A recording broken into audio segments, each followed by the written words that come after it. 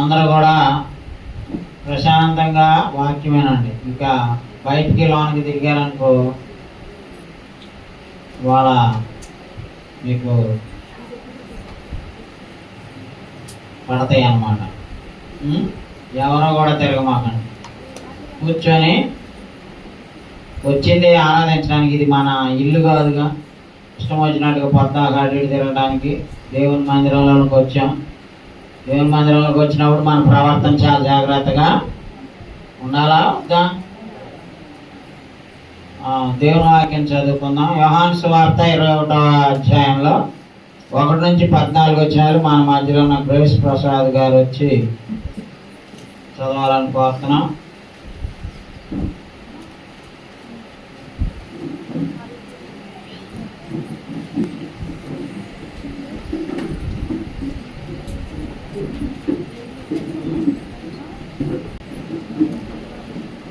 అటు తర్వాత యేసు తిబేరియా సముద్ర తీరమున శిష్యులకు మరల తను ప్రత్యక్షపరచుకొనెను.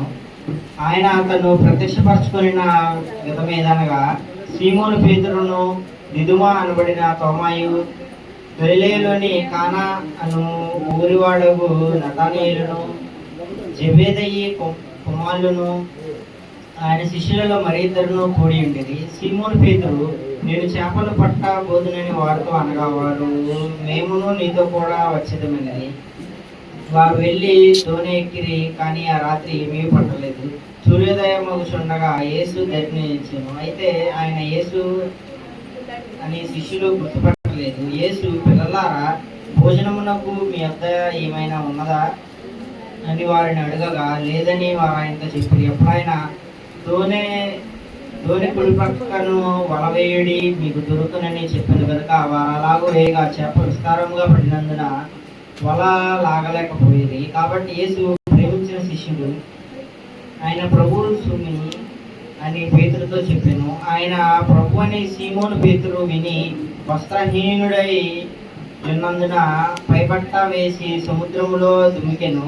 దరి ఇంచుమించు 200 మూరల దూరం ఉన్నందున తక్కిన శిష్యులు చేపలు గల వల లాగుచు ఆ చిన్న దోణిలో వచ్చింది. వారు దిగి దరికి రాగానే అక్కడ నిప్పులను, వాటి మీద ఉంచబడిన చేపలను, రొట్టెయు కనపడెను. యేసు, మీరిప్పుడు పట్టిన చేపలలో కొన్ని తీసుకొని రండిని వారితో చెప్పగా, సీమోను పేతురు దోణి ఎక్కి వలను దరికి లాగెను. అది 153 గొప్ప చేపలతో నిండి ఉండెను. చేపలంతా విస్తారముగా పడినను వల పిగలలేదు. యేసు, రండి భోజనము చేయడని వారితో అనెను. ఆయన ప్రభుని వారికి తెలిసినందున నీవెవడని శిష్యులలో ఎవడనూ ఆయనను అడగ తెగింపలేదు. యేసు వచ్చి ఆ రొట్టెను తీసుకొని వారికి పంచిపెట్టెను. అలాగే చేపలను కూడా పంచిపెట్టెను. యేసు మృతులలో నుండి లేచిన తర్వాత శిష్యులకు ప్రత్యక్షమైనది ఇది 3వసారి. వాక్యం చదివిన సోదరుడు వందనాలు. ప్రార్థన చేయడానికి ఎస్కేల్ గారిని ఆహ్వానిస్తున్నాను. ప్రార్థన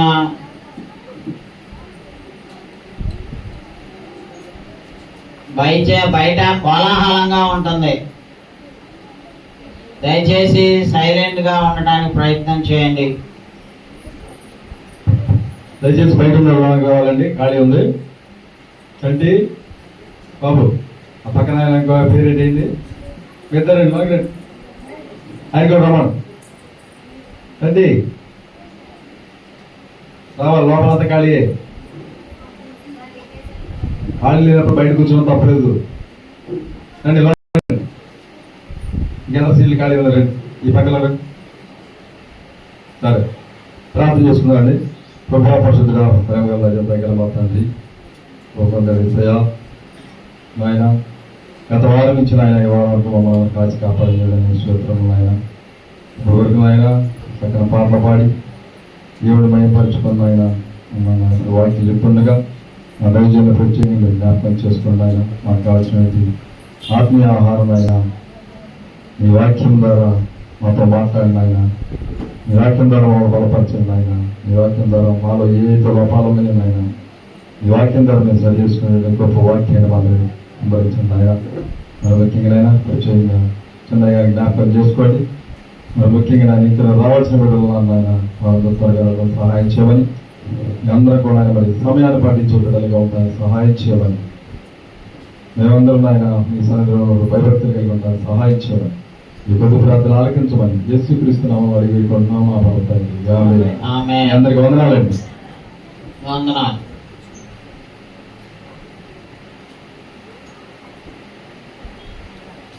దేవుని స్తోత్రం. ప్రార్థనలు నడిపించిన సోదరులకు కూడా నా వందనాలు. ఈరోజు మనం పోయిన ఆదివారం యేసు ప్రభు వారి పునరుద్ధానం గురించి మాట్లాడుకున్నాం. ఈరోజు యేసు క్రీస్తు వారి పునరుద్ధానం అయ్యాక ప్రత్యక్షమైన అనేక ఇన్సిడెంట్స్ని మనం ఒకసారి తెలుసుకుందాం. మీకు ఇచ్చిన ఈ కర్ర బుక్లో 19వ పేజీ యేసు క్రీస్తుని గురించిన పాఠములు అని ఉంటాయి కదా, అందులో 19వ పేజీ. లేకపోతే ఈ పెద్ద బుక్లో, ఈ పెద్ద బుక్ ఎవరికి లేకపోతే వాళ్ళకి ఇస్తాం, ఎవరికి లేకపోతే వాళ్ళు చేయి చూపిండి తీసుకొచ్చేస్తారు. ఇందులో 100వ పేజీ ఇవ్వండి, కొత్తగా వచ్చిన వాళ్ళు చూసి ఇవ్వండి. సాయికి కూడా ఒక బుక్ కాకినాడ తీసుకెళ్ళాయి. అది ఇంకా కొత్తగా ఎస్కేల్ నీ అంకాల ఒక సోదరులు ఉన్నారు చూడు. 100వ పేజీ అండి ఆ బుక్లో. స్త్రీలకు కూడా ఎవరికైనా కావాలంటే చదువుకున్నాడా ఎస్తేరమ్మ గారికి అంటే ఒకటి అమ్మ ఇటు ఇంటికి మీ దగ్గర ఉందమ్మా. ఓకే, మీరు ఈ బుక్కులు ఎక్కడుండి చెదలబట్టిపోయాకంటే ఎవరికన్నా మా శాఖల వాళ్ళకి చదువుకున్న వాళ్ళకి కూడా ఇవ్వండి బుక్స్. అవి చాలా విలువైన బుక్స్. మనం అమ్ముకోం కదా, ఏది మనం అమ్ముకోం, వాళ్ళైతే అమ్ముకుంటారు. మనం ఫ్రీగానే ఇస్తాం కాబట్టి ఎవరికైనా కావాలన్నా మీ ఫ్రెండ్స్కి గిఫ్ట్గా ఇవ్వండి. రైట్. అపోస్తలుల కార్యాలు 1వ అధ్యాయంలో చూడండి, 1 నుంచి చదవండి. అపోస్తలుల కార్యాల్లో. ఓ దెయోఫిల, యేసు తాను ఏర్పరచుకున్న అపోస్తలులకు పరిశుద్ధాత్మ ద్వారా ఆజ్ఞాపించిన తర్వాత ఆయన పరమునకు చేర్చుకొనబడిన దినం వరకు ఆయన చేయుటకును బోధించుటకును ఆరంభించిన వాటిని అన్నిటిని గురించి నా మొదటి గ్రంథమును రచించి తిని. ఇది 3వ వచనం మీరు జాగ్రత్తగా గ్రహించండి. ఆయన శ్రమ పడిన తర్వాత 40 దినముల వరకు వారికి అగపడుచు. అది ఇవాళ మనం తెలుసుకోబోయేటువంటి అంశం ఏంటంటే, ఆయన శ్రమ పడిన తర్వాత అంటే శిలువ మరణం పొందిన తర్వాత తిరిగి లేచిన తర్వాత ఏం చేశారంటే ఆయన 40 దినముల వరకు వారికి అగపడుచు. ఏమా యేసు ప్రభు ఏం చేశారంట? చనిపోయి తిరిగి లేచాక వెంటనే పరలోకానికి వెళ్ళాల. ఓ 40 రోజులు ఆ మధ్యలో తిరుగుతా వాళ్ళందరికీ కూడా నేను తిరిగి లేచాను అనేటటువంటి ప్రూఫ్స్ ని ఇచ్చి వాళ్ళని బలపరిచి తన పునరుద్ధాన శక్తిని వాళ్ళకి రివీల్ చేసి వెళ్ళారన్నమాట. అమ్మా యేసు ప్రభువారు ఏం చేశారు? ఆయన తిరిగి లేచిన తర్వాత 40 రోజుల వరకు వారికి అగపడ్డారు, వారికి కనపడ్డారు, వాళ్ళకు ప్రత్యక్షమయ్యారు, వాళ్ళతో మాట్లాడారు, వాళ్ళతో కలిసి భోజనం చేశారు, వాళ్ళకి బోధ చేశారు, వాళ్ళని సువార్త ప్రకటించడానికి సమాయత్తం చేశారండి. యేసు ప్రభువారు తిరిగి లేచిన ఆదివారానికి పరలోకానికి ఆరోహణం అవడానికి మధ్యలో 40 రోజులు గడిచాయి. ఆయన పరలోకానికి వెళ్ళిన తర్వాత 50వ రోజుకి ఆదివారం నాడు పెంతెకొస్తు పండుగ నాడు పరిశుద్ధాత్మని పంపించారు. అర్థమవుతుందా? ఈ డిస్కషన్స్ అన్ని పరలోకంలోకి వెళ్ళాక యేసు ప్రభువారు తండ్రి, కుమారుడు, పరిశుద్ధాత్ముడు 6 రోజులు డిస్కస్ చేసుకొని సంఘ ఆరంభాన్ని ఆయన పెంతెకొస్తు పండుగ నాడు ఆదివారం ఏర్పాటు చేయడానికి, పరిశుద్ధాత్మతో బాప్తిసం ఇచ్చడానికి దేవుని ఏర్పాటు జరిగింది అనమాట. ఆ 40 రోజుల్లో ఏం జరిగిందో మనం ఈ రోజు తెలుసుకుందాం అమ్మా. ఆ 40 దినముల వరకు వారికి అగపడుచు దేవుని రాజ్య విషయములను గురించి బోధించుచు అనేక ప్రమాణములను చూపి వారికి తన్ను తాను సజీవునిగా కనుపరుచుకున్నాడు. అది ఈ సువార్త ఇంత బలంగా ప్రపంచానికి అందించాలంటే ఆయన దబాల్లో లేచి పరలోకానికి వెళ్ళిపోతే వాళ్ళకి అర్థమయ్యేది కాదు, వాళ్ళకి అసలు నమ్మకం దొరికేది కాదు. అందుకని వాళ్ళతో నేను వాళ్ళ కళ్ళ ముందే ఆయన చనిపోయాడు, సిలువలో మరణించాడు, సమాధి చేయబడ్డారు. కానీ తిరిగి లేచాక ఆయన తిరిగి లేచాడా లేదా అనేటువంటి దాని యొక్క ప్రూఫ్స్ ని అక్కడ చూశారు కదా. కింద ప్రమాణములనన్న 1వ ఫుట్ నోట్స్ లో ఏముంది? రుజువులు. అది ఆ 40 రోజులు కూడా నేను చనిపోయాను, మీ కళ్ళ ముందే సమాధి చేయబడ్డాను, కానీ ఆయన ఎలా నేను తిరిగి లేచాను సజీవుడని ప్రూవ్ చేసుకోవడానికి 40 days 11 సార్లు 40 రోజులు వాళ్ళకు ప్రత్యక్షమయ్యారండి. అవి ఈరోజు మనం చూడబోతున్నాం. 20వ అధ్యాయము మత్తయి సువార్తలో యోహాను సువార్తలో 20వ అధ్యాయము 11 నుంచి చూడండి. అయితే మరియా సమాధి బయట నిలిచి, అదిగోండి ఫస్ట్ కనపడింది మొదటి ప్రత్యక్షత మరియా అనేటువంటి ఒక సోదరికి. అయితే మరియా సమాధి బయట నిలిచి ఏడ్చుచుండెను. ఆమె ఏడ్చుచు సమాధిలో వంగి చూడగా తెల్లని వస్త్రంలో ధరించిన 2 దేవతలు యేసు దేహము ఉంచబడిన స్థలంలో తల వైపున ఒకడును కాళ్ళ వైపున ఒకడును కూర్చుండుట కనబడేను. వారు అమ్మా ఎందుకు ఏడుచున్నావని ఆమెను అడగగా ఆమె నా ప్రభువును ఎవరో ఎత్తుకొని పోయింది, ఆయన ఎక్కడ ఉంచిలో నాకు తెలియలేదని చెప్పాను. ఆమె ఈ మాట చెప్పి వెనకదంత తిరిగి యేసు నిలిచి ఉండుట చూచాను, గాని ఆయన యేసు అని గుర్తుపట్టలేదు. యేసు అమ్మా ఎందుకు ఏడుచున్నావు, ఎవరిని వెతుకుతున్నావు అని ఆమెను అడగగా ఆయన తోటమాలి అనుకొని, అయ్యా నీవు ఆయన మోసుకొని పోయేలా ఆయనను ఎక్కడ ఉంచుతావో నాతో చెప్పము, నేను ఆయన ఎత్తుకొని పోదునని చెప్పాను. యేసు ఆమెను చూచి మరియా అని పిలిచాను. ఆమె ఆయన వైపు తిరిగి ఆయనను హెబ్రీ భాషలో రబ్బూని అని పిలిచాను.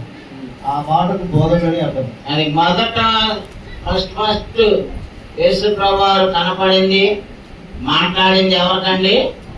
మరియా. వాళ్ళు వచ్చారు తెల్లారాక వచ్చారు.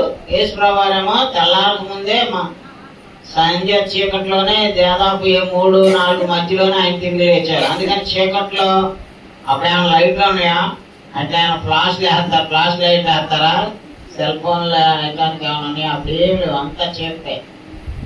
ఆ చీకట్లో యేసు ప్రభువారు చూసింది కానీ ఆమె యేసు ప్రభువారిని గుర్తుపట్టలేకపోయింది. అందుకని యేసు ప్రభువారు ఏం చెప్తున్నారు? అమ్మా అని పిలిచాడు, మరియా అని పిలిచాడు. అప్పుడు ఆమెకి ఆయన ఒక స్వరం విని అయ్యా బోధకుడు అని పిలిచింది అన్నమాట. రైట్, అది మొదటి ప్రత్యక్షత.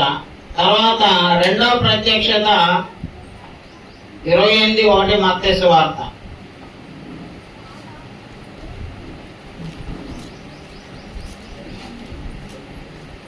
సెకండ్ టైం కనపడినటువంటి ఉదాంతాన్ని మనం ఇక్కడ చూస్తాం.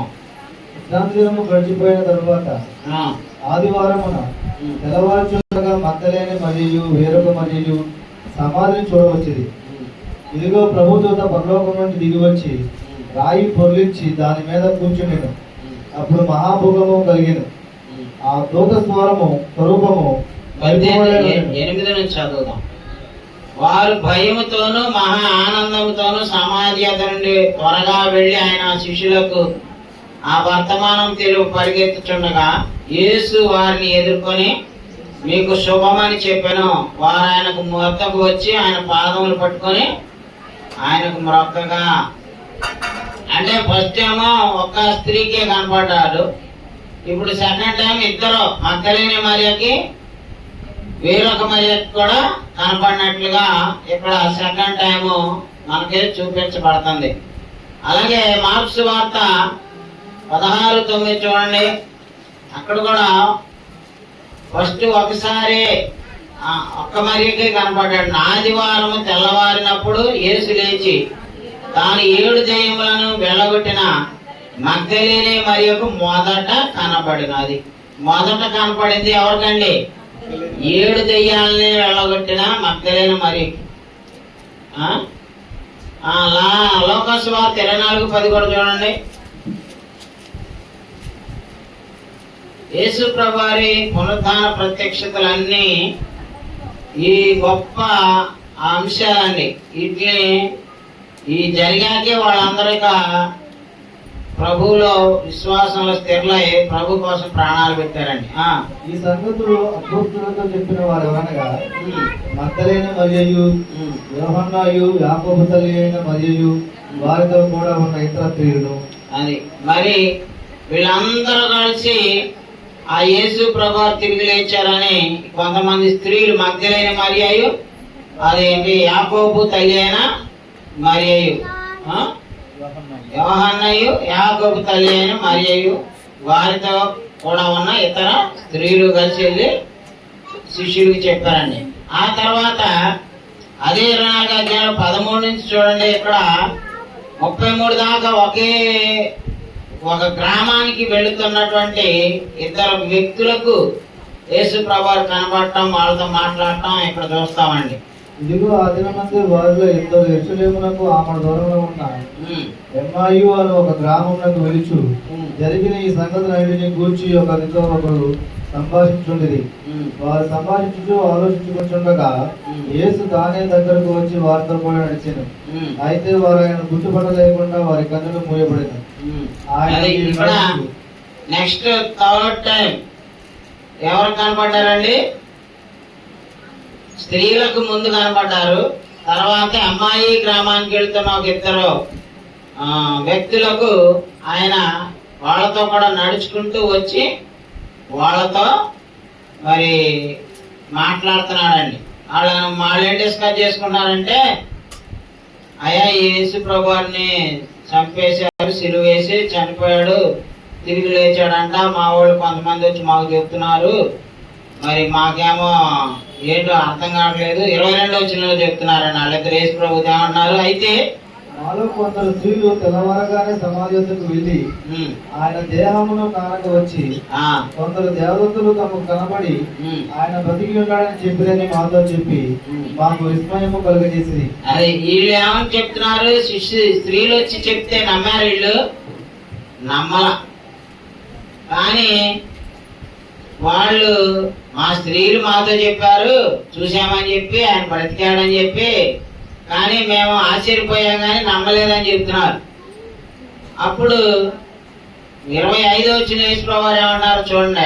అందుకు ఆయన అవివేకులారా, ప్రవక్తలు చెప్పిన మాటలన్నిటినీ నమ్మని మందమతులారా, క్రీస్తు ఎలాగూ శ్రమపడి తన మహిమలో ప్రవేశించుట అగత్యము కాదా అని వారితో చెప్పి, అంటే క్రీస్తు ఏమవ్వాలని? శ్రమ పడాలి, మళ్ళా తిరిగి లేచి మహిమలో ప్రవేశించాలి. It's essential. యేసు ప్రభువారు తిరిగి లాగాలి, యేసు ప్రభువారు శ్రమ పడాలి, చనిపోవాలి, సమాధి చేయబడాలి, తిరిగి లాగాలి, పరలోకానికి వెళ్ళాలి. These are all God's plan, heavenly plan అన్నమాట. అదంతా ఎగ్జిక్యూట్ చేయడానికి యేసు ప్రభువారు ఈ లోకానికి మానవ అవతారంలో వచ్చారు. కాబట్టి అది ముందే అప్పటికప్పుడు అనుకున్న విషయం కాదు కదండి. యేసుక్రీస్తు ప్రభువారి ద్వారా రక్షణ అనేటువంటిది ఎప్పుడు నిర్ణయించబడిందండి? జగత్తు పునాది వేయబడక మునిపే యేసుక్రీస్తు వారిని ఆయన రక్తం చిందించడం ద్వారా మానవాళికి పాప క్షమాపణ యేసు ప్రభువారి ద్వారా తండ్రి అయిన దేవుడు పరలోకంలో ప్లాన్ ముందే చేశారు. దాన్ని ఎగ్జిక్యూట్ చేయడానికి యేసు ప్రభువారు భూలోకానికి వచ్చారనమాట. కాబట్టి అందుకోసమని ఆయన ఏమంటున్నాడు, ఈ లేఖనాలన్నీ మీకు తెలుసు కదా, మోషేయు సమస్త ప్రవక్తలను మొదలుకొని లేఖనములన్నిటిలో తను గూర్చిన వచనముల భావము వారికి తెలుగు. చూసారంటే యేసు ప్రభు వారు వాళ్ళతో నడుచుకుంటా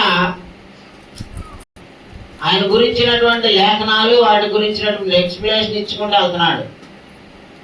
కేవలం బోధంటే ఇక్కడ నుంచొని చేసిందే కాదండి, మీరు ఎవరితోనే నడుస్తూ వాకింగ్ చేస్తూ కూడా చెప్పొచ్చు. మీరు వ్యాపారం చేసేటప్పుడు కూడా మీ దగ్గరకు వచ్చిన కస్టమర్లకు చెప్పొచ్చు. మీరు ఉద్యోగాలు చేసుకుంటూ కూడా మీదుకో మా యేసుక్రీస్తు పునరుత్థాన శక్తిని గురించి డిస్కస్ చేయొచ్చండి. యేసుప్రభు వారు ఒక్క కొండ మీద కూర్చొని బాధకు ప్రసంగం చేసింది. కానీ ఎక్కడున్నా ఏం చేస్తున్నా ఆయన దేవుని మాటలు చెప్పారు. మీరు కూడా ప్రతి వ్యక్తి ప్రతి క్రైస్తవుడు ఒక సువార్థికుడేనండి. మీరు కూడా సువార్త చెప్పొచ్చు మీ తోటి వాళ్ళకి, మీ ఎరిగిన వాళ్ళకి.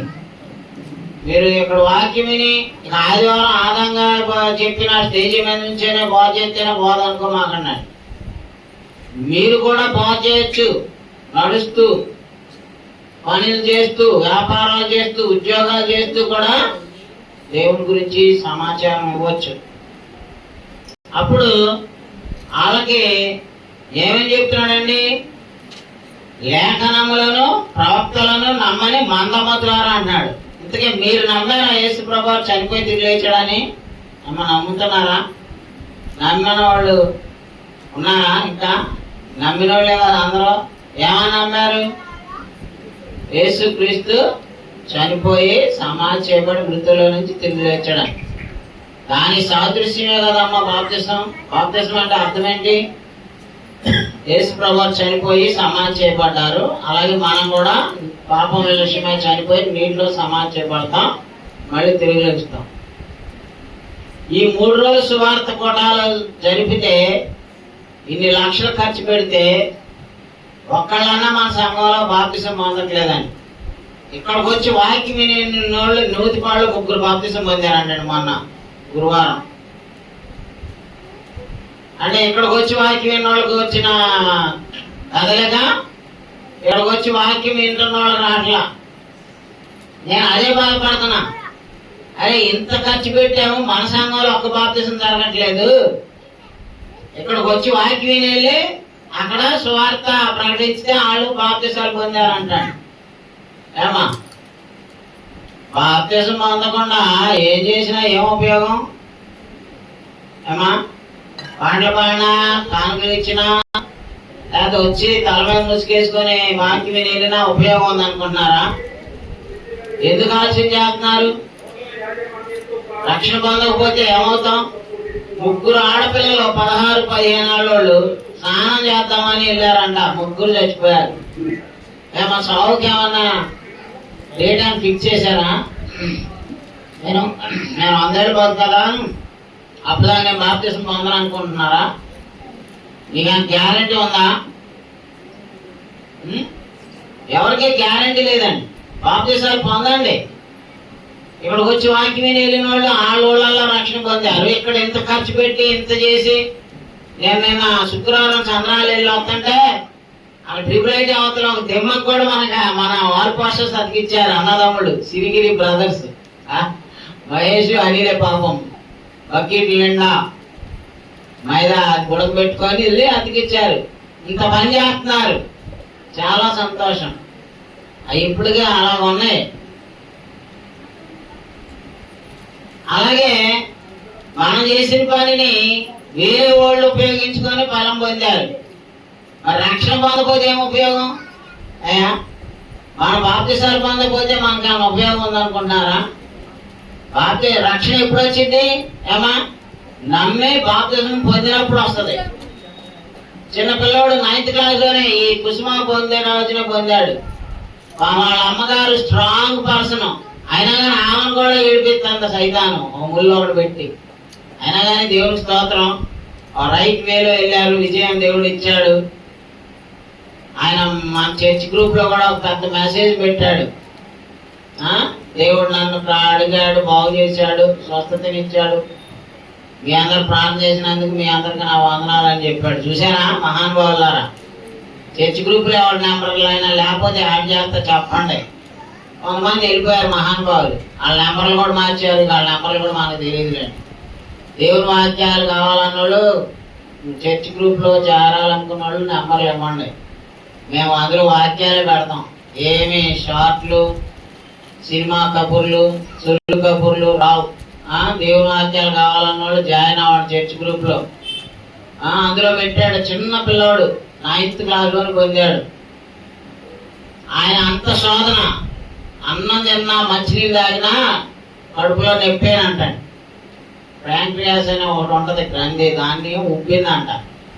అది ఇక్కడ కొన్ని లక్షల వాళ్ళు ఇంటర్మీడియట్ నుంచి బిడ్డ ఎన్నో కష్టాలు పడుతున్నాడు. ఇంటర్మీడియట్ ఎగ్జామ్స్ కూడా సెలైన్ ఎక్కించుకుంటే వెళ్ళి రాశాడు. మరి అంత బాప్తిసం పొందిన నిజానికి ఆ నాన్నగారు అన్యుడే, కానీ ఆ బిడ్డను చూసి నాకు చాలా ముచ్చటేస్తుంది. ఎందుకంటే ఆయన ఏం కోరుతున్నానని చెప్పాడు అమ్మాయి, మనం కూడా ఇక్కడ సాక్ష్యం చెప్పాడు ఒకసారి. నాకు ఈ నొప్పి తీసేయమని చేయట్లేదు దేవా, తట్టుకునే శక్తిని దేవునికి స్తోత్రం. ఏమా మనం ఏమంటాం, మనకేమీ నొప్పి రాకూడదు, ఏ బాధ రాకూడదు, అన్ని సుఖం ఉంటే దేవుడు అది చేశాడు ఇది చేశాడు అని ఒక సాక్ష్యాలు చెబుతాం.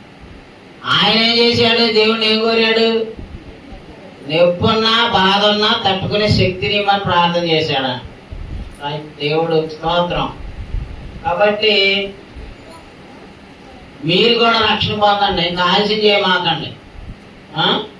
మన మీటింగులకు వచ్చి వాక్యం విని వెళ్ళిన వాళ్ళు అక్కడ బాప్తిసాలు పొందుతున్నారు, నేను ఒక్క బాప్తిసం వీలేకపోయాను ఏంటని నేను బాధపడుతున్నాను. అని నా వాక్యం నేను చెప్పలేకపోతున్నాను, వాళ్ళంత టాలెంట్ లేదేంటి నాకు, వాళ్ళకి టాలెంట్ ఉంది నాకు లేదనుకుంటున్నారా? మీ మనసులో బండరాళ్ళు అయిపోయి ఎంత వాక్యం చెప్పినా ఈ శుద్ధి లాంటి వాక్యాన్ని కరగన గుండె ఉంటుందా అమ్మా? వాక్యం ఏంటిది? శుద్ధి అయి మెత్తన చేన్ విత్తనమై ఫలించును, ఖడ్గము వలె దూయుచు కలుషములను కోయుచు, కలుషములను కోయుచు మా హృదయము వెలిగించు మా దేవాని దివ్య వాక్యము ఇవిగా మాకు దొరికెను. ఇక్కడ వాక్యం విన్నారండి, వచ్చి ఆటోల మీద వచ్చి చక్క నూతిపాడు నుంచి సామేలు గారు తీసుకొచ్చి ఆ సంఘాల్లో బాప్తిసాలు జరుగుతున్నాయి. మా సంఘంలో బాప్తిసాలు పొందట్లా, పొందుతానన్న ఒక కుర్రోడు కూడా హ్యాండ్ ఇచ్చాడు. మరి దేవుని వాక్యం విని బాగా మనసు పొంది బాప్తిసం పొందడానికి ఇంకేంటో అబ్జెక్షన్? ఆయన ఇలా పాట పాడతాడు, బంగారం అడగలేదు వజ్రాలు అడగలేదు. ఏమి అడిగాడు యేసు ప్రభు? అనిత ఏం అడిగాడు? బంగారం అడగలా, వజ్రాలు అడగలా, పెద్ద పెద్ద కటౌట్లు పెట్టండి అని అడగలా. ఏమడిగాడు? నీ హృదయాన్ని అడిగాడు. నీ హృదయము ప్రభుకిమ్ము, ప్రభు జీవము నీదగును. యేసుక్రీస్తు నిన్ను పిలిచెనుగా, రావేళ ఓ యువక, రావేళ ఓ యువతి. కాబట్టి అమ్మా, మా హృదయాన్ని అడిగాడు యేసు ప్రభు. నీ హృదయంలో దేవుని చోటు ఉంటే నువ్వేం చేస్తావు? ఇమ్మీడియట్ గా రక్షణ టికెట్ కొనుక్కొని కూర్చుంటావు. టికెట్ ఉందనుకో, ఎనీథింగ్ హ్యాపెన్ ఎనీ టైం, ఎప్పుడైనా ఏదైనా జరగచ్చు. అంటే మనం చచ్చిపోవాలని నేను కోరుకోవట్లా, చచ్చిపోకుండా బతుకుతాం. కానీ ఈరోజు యేసు ప్రభు వ్యక్తి కూడా పరలోకం లేదే. యేసు ప్రభు గారు ఇవాళే రావచ్చు, లేకపోతే 1000 ఏళ్ళ దాకా రాకపోవచ్చు. బట్ ఆ రెండు కరెక్ట్ గా జరుగుతాయి. ఖచ్చితంగా జరిగేది ఏంటి? మనం చావడం కరెక్టే, ఖచ్చితం. యేసు లేకపోతే యేసు ప్రభు రావడం కరెక్టే. మరి ఈ రెండింటి ఏం జరిగినా నువ్వు రక్షణలో లేకపోతే ఏమవుతావు? పరలోకం వెళ్తారా? మరి తలకాయలో ఒకటమేనా? బాప్తిసాలు పొందుతామని రండి, చెప్పండి ముందుకి. రక్షణ పొందండి, దయచేసి రక్షణ పొందండి. ఎందుకంటే యేసు ప్రభు వారు పునరుద్ధానుడైన విషయాన్ని నమ్మని వాళ్ళని గద్దిస్తున్నాడు యేసు ప్రభు వారు. ఇవాళ మిమ్మల్ని కూడా గద్దిస్తున్నాడు. నేను మీకోసం చనిపోయి తిరిగిలేస్తే, ఇన్ని వాక్యాలు వింటూ ఇంత గొప్ప సువార్థికులు మీకు ఇస్తే ఇంత వాక్యం ఇంటూ కూడా ఎందుకు రక్షణ పొందట్లేదు, ఎందుకు మారు మనసు పొందట్లేదు అని మిమ్మల్ని కూడా గద్దిస్తున్నాడు అండి. యేసు ప్రభువు ఏమన్నారండి వాళ్ళని? చదవండి 24-25 లోకాసు వార్తలో. అందుకు ఆయన, అవివేకులారా, ప్రవక్తలు చెప్పిన మాటలను అన్నిటినీ నమ్మని మందమతులారా. అది మందం, బుర్ర మందం ఎక్కిందా, హృదయం మందం ఎక్కిందా, లేకపోతే ఆలోచన విధానంలోనే ఏమైనా నిర్లక్ష్యం ఏర్పడిందా? ఆలోచించమంటున్నాడు, వాళ్ళని గద్దించాడు. వాళ్ళు రక్షణ పొందని మిమ్మల్ని కూడా గద్దిస్తున్నాడు అని. అలాగే లోకాసు వార్తలోని 24-34 చూడండి. ప్రభువు నిజముగా లేచి చెప్పుకుంటుంది. అది యేసు ప్రభు ఏం చెప్తున్నారు? యేసు ప్రభు కనపడిన 4వ అపీరెన్స్ ఎవరికండి? సీమోనికి కనపడ్డాడండి.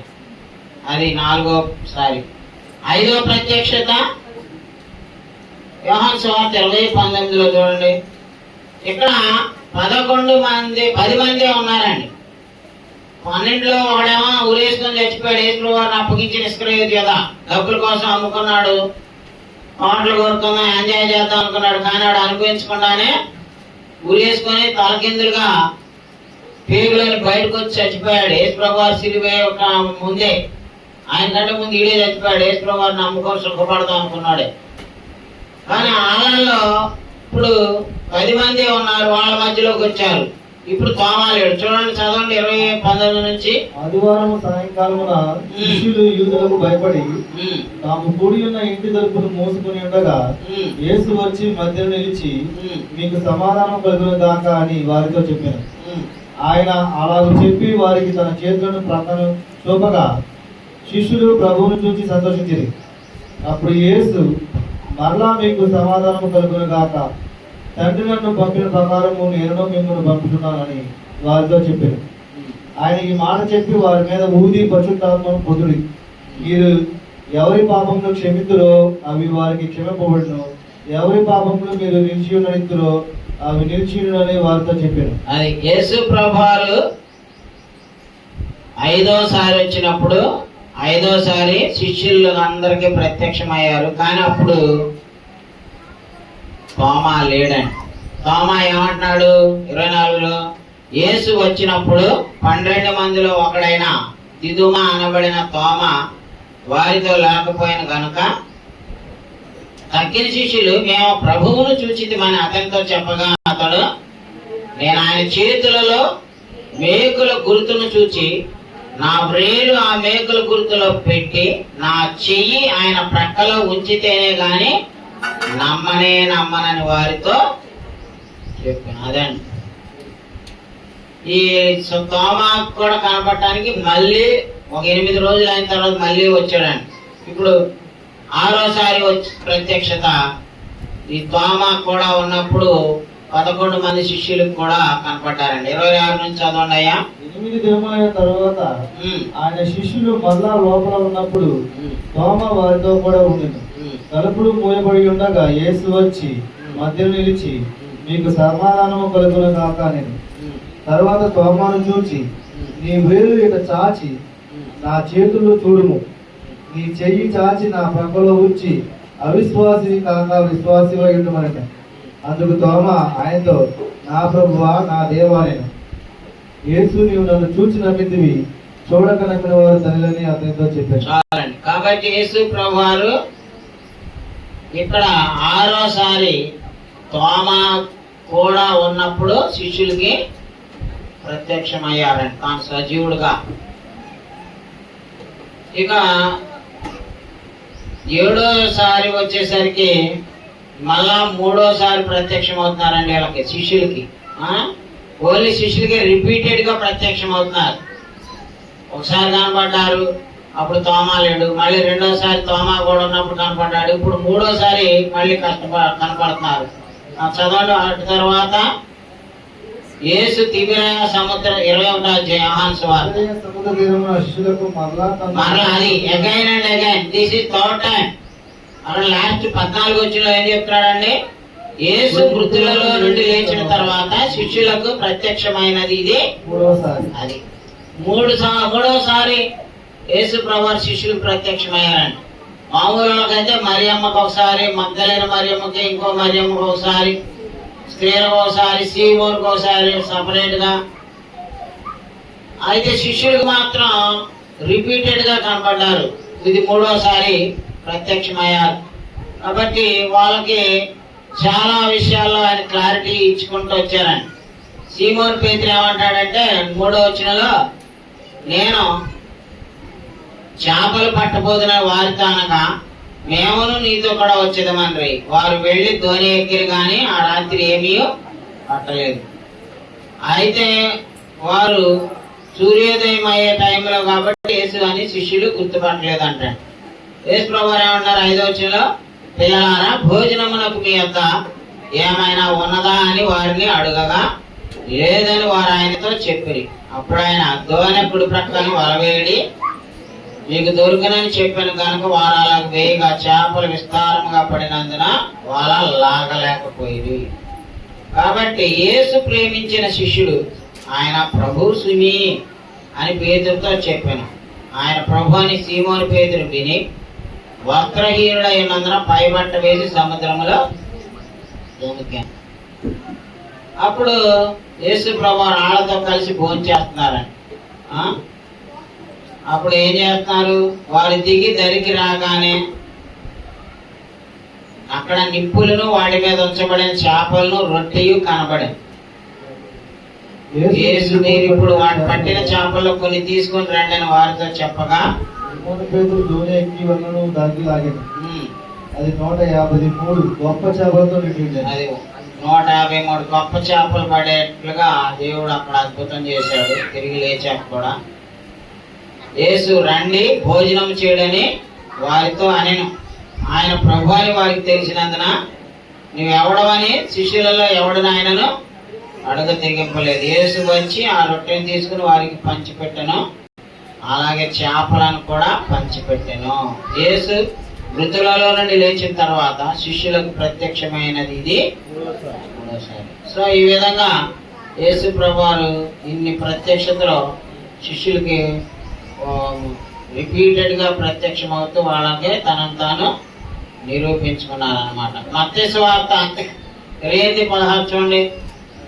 అక్కడ కేవలం శిష్యులే కాదండి, ఇప్పుడు చాలా మంది కూడా అక్కడ యేసు ప్రభువారిని చూడటానికి అపాయింట్మెంట్ దేవుడు అక్కడ ఏర్పాటు చేశాడు. 8:16 నుంచి చూడండి 20 దాకా. 11 మంది శిష్యులు యేసు తమకు నిర్ణయించిన గలిలయలోని కొండకు వెళ్ళిరి.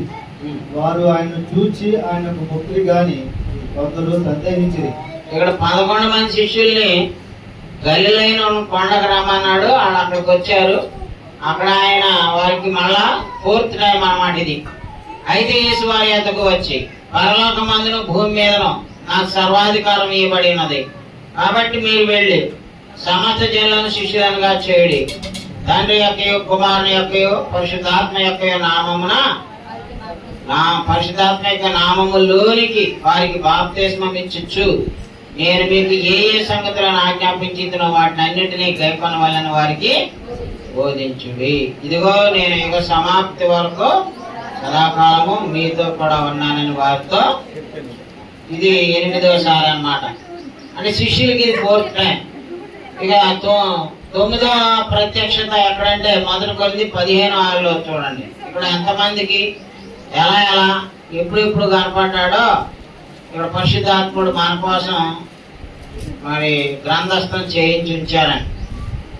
యేసు ప్రభువారిది మనం ఆయన పునరుద్ధానము కూడా సాక్ష్యం లేకుండా ఆయన వదిలిపెట్టి వెళ్ళిపోలేదండి. సాక్ష్యాలు ఇస్తూ రుజువులు ఇచ్చుకుంటా అలా కనపడకుండా యేసు ప్రభువారు తిరిగారండి అక్కడ. చదవండి 15:5. ఆయన కేపాకును తర్వాత 12 కొడుకుని కనబడెను అంటున్నాడండి. అక్కడ 6వ వచనం ఏమంటున్నాడు, అటు పిమ్మట 500కు ఎక్కువైన సహోదరులకు ఒక్క సమయం అందే కనబడెను. అనేకులు ఇప్పటి వరకు నిలిచి ఉన్నారు. అది ఇది 15వ అధ్యాయం 6వ వచనంలో 500 మంది కంటే ఒకళ్ళిద్దరు కాదండి. ఫస్ట్ మరియమ్మకి, తర్వాత ఇద్దరు మరియమ్మకి, తర్వాత శిష్యులకేమో 4 సార్లు, అలాగా సీమోనికి, క్యాంపాకి, వీళ్ళందరికీ ఇండివిజువల్ గా కనపడ్డారు. టోటల్ గా ఉన్న 11 మంది శిష్యులకి కనపడ్డారు 4 సార్లు. ఏకంగా ఎంతమంది కనపడుతున్నాడండి? 500 మంది కంటే ఎక్కువ అంట. ఏమంటున్నారు? అటుపై మాట 500కు ఎక్కువైన సహోదరులకు ఒక్క సమయం అందే కనబడెను. మరి ఇంతమంది చూసి ఆయన తిరిగి లేచినటువంటి సువార్తను ఏం చేశారండి? ప్రకటించడానికి ధైర్యం తెచ్చుకున్నారు, బలం పొందారండి. యేసు ప్రభువారిని చూసిన వీళ్ళందరూ కూడా సాక్ష్యం ఇచ్చారు ఆ మొదటి శతాబ్దంలో. అలాగే 10వసారి ఎవరు కనపడ్డారు? 7వ వచనం చూడండి, 15:7. తర్వాత ఆయన యాకోబుకును, తర్వాత అపోస్తలులకు అందరికీ, అదండి స్పెసిఫిక్ గా యాకోబు కనపడ్డాడు ఒంటరిగా ఉన్నప్పుడు. తర్వాత మళ్ళీ అపోస్తలు అందరికంటే, ఈ అపోస్తలకి ఇది 6వసారో 7వసారో అండి. అపోస్తలకి తరచుగా కనపడుతూ తన యొక్క పునరుద్ధానాన్ని గురించిన రుజువులు ఇచ్చుకుంటూ తిరిగారండి. కాబట్టి అపోస్తలుగా మొదటి కొరింథీ 15వ అధ్యాయం 7వ వచనంలో సపరేట్ గా యాకోబు కనపడింది 10వసారి. 11వసారి ఏమో అపోస్తలులందరికీ కనపడేమో మళ్ళా ఇది 5వసారి 6వసారి అవుతుంది, 11 సార్లు అండి. ఇప్పుడు 12వసారి ఎవరికి కనపడ్డారో చూద్దాం. 12వసారి ఎవరికి కనపడ్డారు? అపోస్తల కార్యాలు తీయండి, 7వ అధ్యాయం 54 వచనం. కాబట్టి ఇంత రుజువులు, ఇంత ప్రమాణాలు, ఇన్ని రకాలైనటువంటి విట్నెసెస్, ఎవిడెన్సెస్ ఇచ్చుకుంటా యేసు ప్రభువారు తన శిష్యుల్ని పునరుద్ధానాన్ని గురించి అందరికీ చెప్పమడానికి ఆయన తను తాను ఆ విధంగా ప్రత్యక్షపరచుకున్నాడని. ఇక్కడ మొదటి హతసాక్షి అయిన స్టెఫాను కి యేసు ప్రభువారు కనపడుతున్నారు. చూడండి, వారి మాటలు విని కోపంతో మండిపడి అతనిని చూచి పండ్లు కొరికిరి. అతడు పరిశుద్ధాత్మలో నిండిన వాడే ఆకాశం వైపు నేను చూచి దేవుని మహిమను, యేసు దేవుని కుడిపార్శ్వమందు నిలిచి ఉండను చూచి ఆకాశము తెరవబడ్డయు. ఎవరు చూశాడండి? యేసు దేవుని కుడిపార్శ్వమున నిలిచి ఉండుట చూశాడని. అంటే ఈయనకి కనపడి, నువ్వు చనిపోతున్నావు, భయపడొద్దు, నా దగ్గరికి వస్తున్నావు, ధైర్యంగా ఉండని చెప్పి ఆ మొట్టమొదటి హతసాక్షి అయిన స్టెఫనుకి కనపడ్డాడండి. అది 12వ ప్రత్యక్షత. ఇక లాస్ట్ ఆఫ్ ఆల్, ఇక లాస్ట్ గా కనపడింది ఎవరికో చూద్దాం. అపోస్తల కార్యాలు 9:1 నుంచి చదవండి. లాస్ట్ అన్నమాట ఇది. ఇప్పుడు ఎవరైనా యేసు ప్రభు నాకు కనపడ్డాడు, తెల్లారగట్ట వచ్చాడు, గొర్రె పిల్లని వేసుకొని వచ్చాడు, ఇవన్నీ చెప్తారే, ఇవన్నీ అబద్ధాలు. అయ్యా ఎవరు నమ్మకూడదు. లాస్ట్ ఆఫ్ ఆల్, అందరికంటే లాస్ట్ గా ఒకే ఒక్క వ్యక్తి కనపడ్డాడు. ఆయన ఎవరంటే అపోస్తలుడైన పౌలు. చదవండి. ఇప్పుడు సౌలు ఇంకనూ ప్రభు యొక్క విషయాలను బెదిరించుటైను, హత్య చేయటైను, తనకు ప్రాణాధారమైనట్టు ప్రధాన యాజకుని వద్దకు వెళ్ళి ఈ మార్గమందున్న పురుషులైనను స్త్రీలైనను కనుగొని ఎడల వారిని బంధించి యెరూషలేమునకు తీసుకుని వచ్చినప్పుడు దమస్కులోని సమాజంలో వారికి పత్రికలు ఇమ్మని అడిగింది. అతడు ప్రయాణము చేయించు దమస్కు దగ్గరకు వచ్చినప్పుడు అకస్మాత్తుగా ఆకాశం నుండి ఒక వెలుగు అతని చుట్టూ ప్రకాశించాను. అప్పుడు అతడు నేల మీద పడి, సౌలా సౌలా, నీ వేళ నన్ను హింసిస్తున్నావని తనతో ఒక స్వరం పలుకుట వినిను. ప్రభువా, నీవెవడమని అతడు అడగగా ఆయన, నేను నీవు హింసించుతున్న యేసును, లేచి పట్టణంలోనికి వెళ్ళుము, అక్కడ నీవు ఏమి చేయవలనో అది నీకు తెలియబడినని చెప్పాను. అది చాలండి. ఇక్కడ లాస్ట్ ఎవరు కనపడి మాట్లాడాడు యేసు ప్రభు వారు? శిష్యు పౌలు గారి కంటే 17వ వచనం చూడండి. అననీయ వెళ్ళి ఆ ఇంట ప్రవేశించి అతని మీద చేతులుంచి, సౌలా సహోదరా, నీ వచ్చిన మార్గములో నీకు కనబడిన ప్రభు అయిన యేసు. అది ఆయన యెరూషలేము నుండి దమస్కు వస్తున్నాడు. దమస్కు వచ్చే మార్గంలో ఎవరు కనపడ్డారంటే ఆయనకి? ఆయన కనబడిన ప్రభు అయిన యేసు. నీవు దృష్టి పొంది పరిశుద్ధాత్మతో నింపబడినట్లు నన్ను పంపి ఉన్నాడని చెప్పాను. అప్పుడే అతని కన్నుల నుండి పొరల వంటివి రాలగా దృష్టి కలిగి లేచి బాప్తిస్మము పొందెను. తర్వాత ఆహారం పుచ్చుకొని అండి బాప్తిస్మం పొందడానికి ఎన్నేళ్ళు పట్టింది పౌలు గారికి? నిజమైన మారు మనసు, నిజమైన దేవుని వాక్యం మీకు అర్థమైతే సంవత్సరాలు పొడుగుతా చర్చీల చుట్టూ తిరిగినా మీరు రక్షణ పొందరండి. మీరు ఒకసారి పోస్ట్ పోన్ చేశారంటే మీరు రక్షణ పొందరు. ఇక మిమ్మల్ని ఆ సైతానుడు అట్టాగే బంధించింది. తెగించాలి, రక్షణ పొందేద్దాం, దేవుడు మాటలు ఇయ్యి, నా కోసమే చెప్తున్నాను, నా రక్షణ కోసమే ఈ మాటలు ఆదాం గారి ద్వారా దేవుడు చెప్తున్నాడు, మీలో కదలిక రావాలి. రండి బాప్తిస్మం ఇవ్వండి అంటారు. బాప్తిస్మం పొందుతారు, హాయిగా ప్రశాంతంగా దేవుడికి విడుదలవుతారు. ఏమా పాప మురికిని మోసుకుంటూ తిరుగుతారా? పాప బురద చేతులకి అయింది, బురద చేతులు అట్టే పెట్టుకొని అన్నం తింటారా? దర్దామా చేతులు కడుక్కొని భోజనం చేస్తాం కదా. మరి పాపపు మురికిని కడుక్కోమంటే ఎందుకు? Why delay? పౌలు గారు ఆలస్యం చేశాడా? ఏయా పౌలు గారి కంటే నువ్వేం గొప్ప పాపం చేయలేదుగా. పౌలు గారు దగ్గరుండి దేవుని బిడ్డను చంపించాడు, మర్డర్ చేయించాడు తెలుసా? స్టెఫను చంపించింది ఈయనే. అందుకని స్టెఫను స్థానంలో ఎవడైతే స్టెఫను చంపించాడో ఆ వ్యక్తినే పట్టుకున్నాడండి. ఎవరైతే సంఘాన్ని హింసించారో ఆయనే దేవుడు పట్టుకున్నాడండి. ఎవరైతే యేసుప్రభువుని ద్వేషిస్తారో ఆయనే దేవుడు పట్టుకుంటాడండి. పౌలు గారు ఎన్ని సంవత్సరాలు వాక్యం విన్నాడు?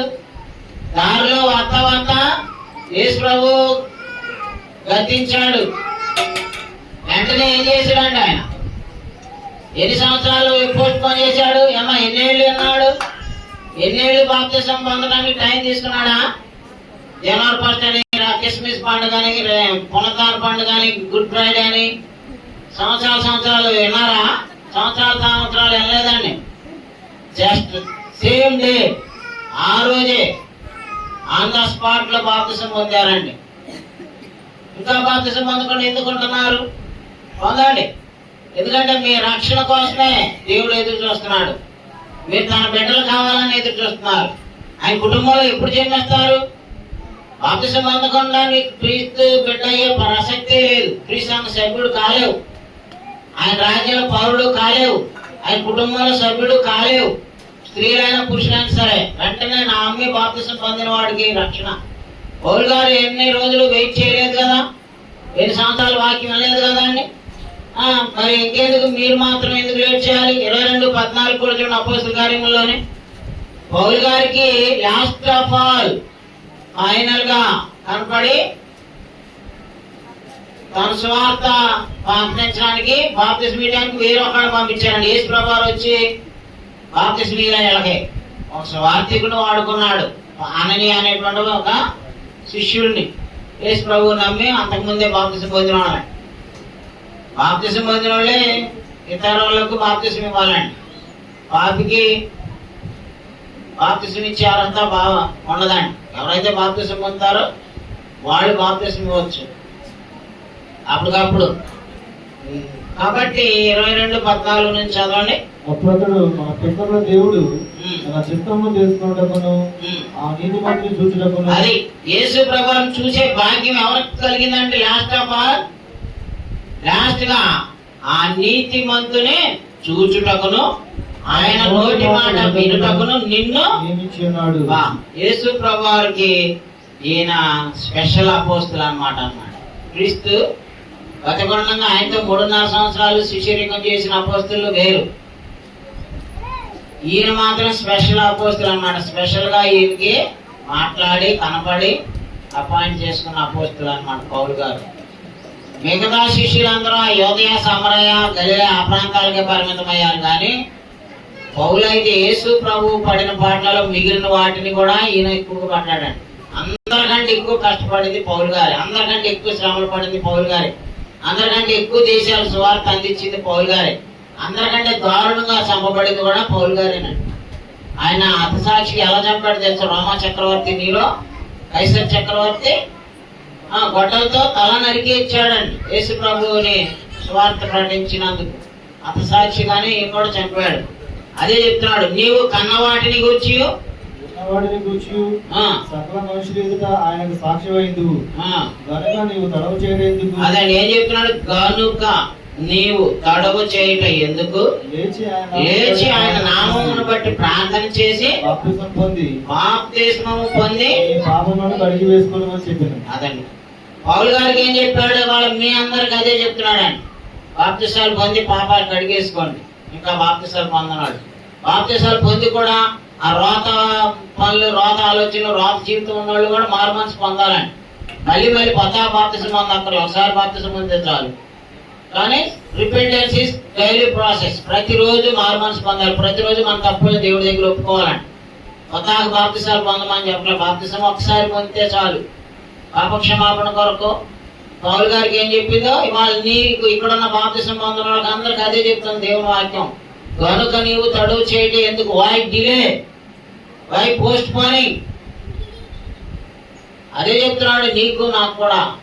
కనుక నీవు తడువు చేయటం ఎందుకు, లేచి ఆయన నామమును బట్టి ప్రార్థన చేసి బాప్తిసం పొంది నీ పాపములను, అది పాపాలు కడిగేసుకోవడానికండి. ఆదాం గారి మెప్పు కోసమో, లేకపోతే అరుణ గారి మెప్పు కోసమో, పాతయ్య గారి మెప్పు కోసమో పొందారు బాప్తిసాలు. అలాగ పొందిన బాప్తిసాలు రక్షించమండి. యేసుక్రీస్తు నామాల పాప క్షమాపణ కావాలని పొందిన బాప్తిసాలు పాపాలు కడిగేస్తాయి. పెళ్లి కోసం బాప్తిసాలు, లేకపోతే పెంతకాసేత బాప్తిసాలు కాదు. నీ రక్షణ కోసం బాప్తిసం పొందు, నీ పాప క్షమాపణ కోసం బాప్తిసం పొందు. అమ్మా దేవుడితో బేరం ఆడకూడదండి. నాకు అది ఇస్తే నేను బాప్తిసం పొందుతా, నాకు నువ్వు ఇది చేస్తే నేను బాప్తిసం. దట్ ఈస్ నాట్ కరెక్ట్ బాప్తిసం. నీ హృదయంలో కన్విక్ట్ అవ్వాలి, నీ మనసులో కన్విక్షన్ జరగాలి, నీ మనసులో మార్పు రావాలి. వితౌట్ రిపెంటెన్స్, మారు మనసు లేకుండా క్రీస్తు ద్వారా రక్షణ పాపక్షమాపణ పొందుతున్నాననేటువంటి మీ కన్విక్షన్ లేకుండా పొందే బాప్తిసం నీళ్లలో మునిగే ఒడ్లకి మనకి తేడా ఉన్నదండి. అందుకే మనం ఏ బాప్తిసం పొందామో చూసుకోండి. కరెక్ట్ గా మారు మనసు పొంది క్రైస్తవులుగా జీవించడానికి ట్రై చేయండి. అర్థమవుతుందా? కనుక నీవు తడువు చేయడం ఎందుకు, లేచి ఆయన నామమును బట్టి ప్రార్థన చేసి బాప్తిసం పొంది నీ పాపములను కడిగేసుకోమంటున్నాడండి. ఇక చివరిగా 1 కొరింథీ 15:8 చూడండి,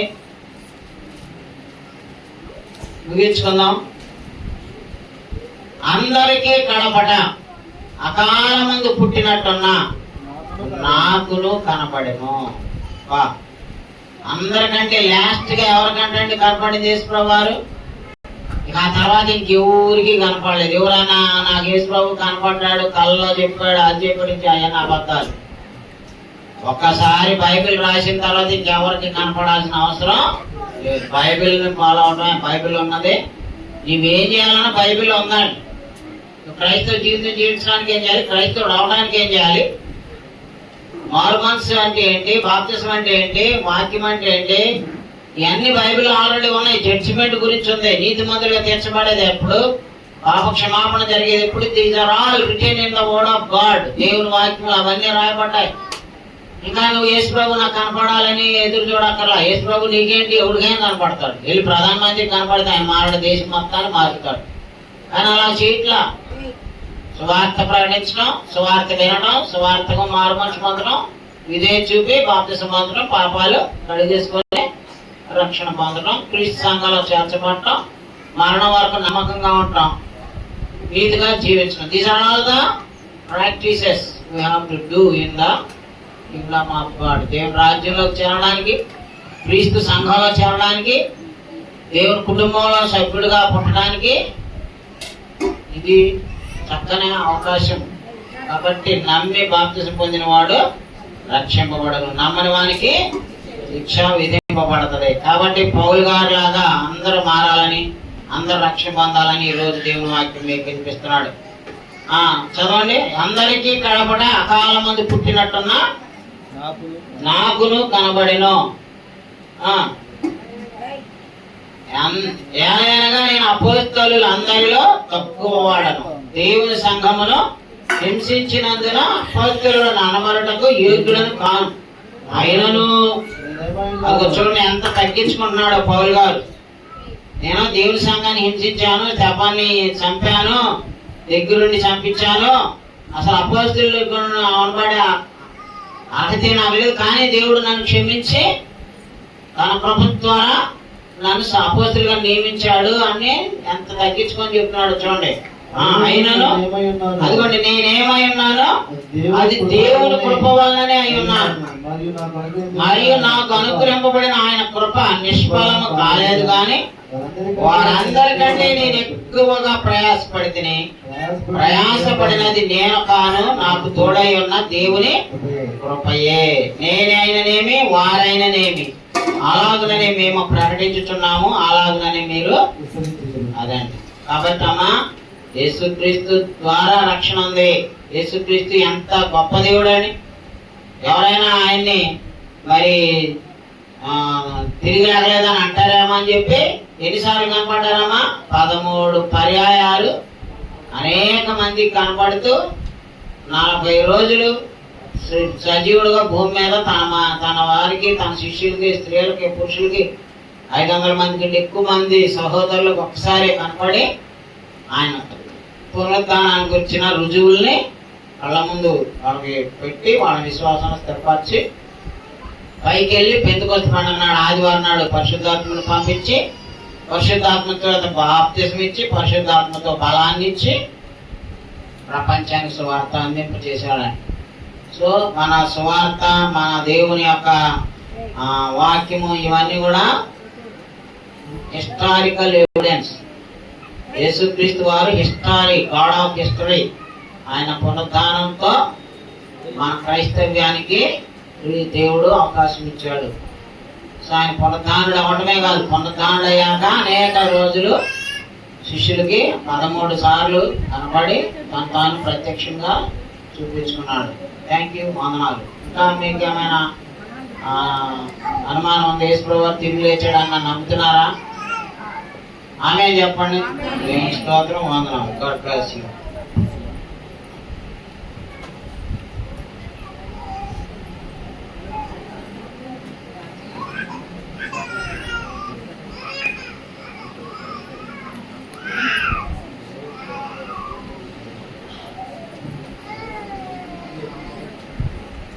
గురించి పరిశుద్ధులందరికీ ప్రభు చేస్తున్నామన్నా అందరికీ వందనాలండి.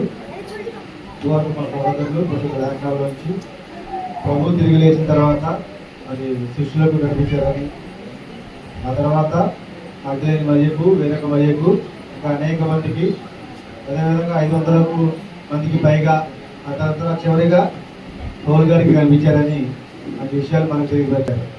మరి మధ్యకాలంలో బైబిల్ మిషన్ స్థాపించినటువంటి దేవదాస్ గారు మరి ఆయన కూడా కనపడని చెప్పాడు. మరి అలా కనపడని చెప్పేపాటికి అక్కడ కాకం తోటలో ప్రతి మంగళవారం చాలా మంది వెళ్ళి అక్కడ ఆశీర్వాదం పొందొస్తూ ఉంటారు. అదేవిధంగా మరి ఇప్పుడు ఆగస్టులోనో సెప్టెంబర్లోనో అక్కడ యూనివర్సిటీ ఎదురుగా మీటింగ్లు పెడతారు. దాదాపుగా అక్కడ 1-2 లక్షల మంది వెళ్తూ ఉంటారు. మరి ఆయనకి కనపడనే చెప్తున్నాడు, అందుకనే ఆ దగ్గరికి వెళ్తున్నారు. మరి ఇది ఎంతవరకు నమ్మాలి? లాస్ట్గా కనపడాడని పౌలు గారికి అన్నాడు. మరి ఆయనేమో బైబిల్ మిషన్ స్థాపించినటువంటి దేవదాస్ గారు నాకు కనపడని చెప్తున్నాడు ఆయన కూడా. అందుకనే లక్షల మంది అక్కడ జనాలు వెళ్తున్నారు. ఆ తర్వాత ఏసన్ గారు కూడా కనపడని చెప్పాడు. అందుకనే అక్కడ గోరెట్లో అక్కడ కూడా లక్షల మంది వెళ్తున్నారు. మన ఆయన పౌలు గారిని ఒక్కడికే కనపడిచాడని చివరిగా అని చెప్పేసి మనమేమో తక్కువ మందితో దేవుని ఆరాధిస్తున్నాం. కనపడాడని చెప్పేసి నాకు ఎక్కువ కనపడాడని చెప్పిన వాళ్ళకేమో లక్షల మంది జనాలు అక్కడికి వెళ్తున్నారు. మరి చివరికి దేవుడు ఆయన చూసుకుంటాడు, ఏం చేస్తాడు అంటే నమ్మి రక్షణ పొందిన ప్రతివాడు పరలోక రాజ్యానికి వెళ్తాడనేది లేదు కదా. ఎందుకని ప్రభా పిలిచి ప్రతివాడు పరలోక రాజ్యానికి అర్హుడు కాదు, తండ్రి చిత్త ప్రకారం చేయవాడే అర్హుడు అవుతాడు అనమాట. కాబట్టి మన క్రీస్తు చెప్పేటువంటి సత్యాన్వేషకులు మాత్రమే సత్యాన్ని మాత్రమే పఠిస్తారు. మనంతా స్కాలర్స్ అంతా ఫిలాసఫర్స్ స్కాలర్సే మనవాళ్ళు. ఏదో మొదటి తరగతి లేదంటే ఇంటర్మీడియట్ చదువుకొని లేదంటే అంత నిండి జ్ఞానంతో బోధించేవాళ్ళు కాదు. ఈ సంఘంలో ఉన్నటువంటి కాపర్లు కానీ తర్వాత ఇంకా స్వార్థికులు కానీ వీళ్ళంతా కూడా ఏంటి అంతా స్కాలర్సే, అంతా ప్రొఫెసర్స్ అనమాట. మిగతా వాటిలలో కేవలం మిడిమిడి జ్ఞానంతో బోధించేటువంటి బోధకులు అనమాట. అందుకని మనకి ఆవిడ తేడా. కాబట్టి ఇటువంటి మంచి విషయాలు సహోదరులు సంఘాన్ని తెలియపరిచినందుకు సహోదరులకు సంఘ తరఫున వందనాలు తెలియజేస్తున్నారు. మరి ఆరాధన ప్రాముఖ్యమైన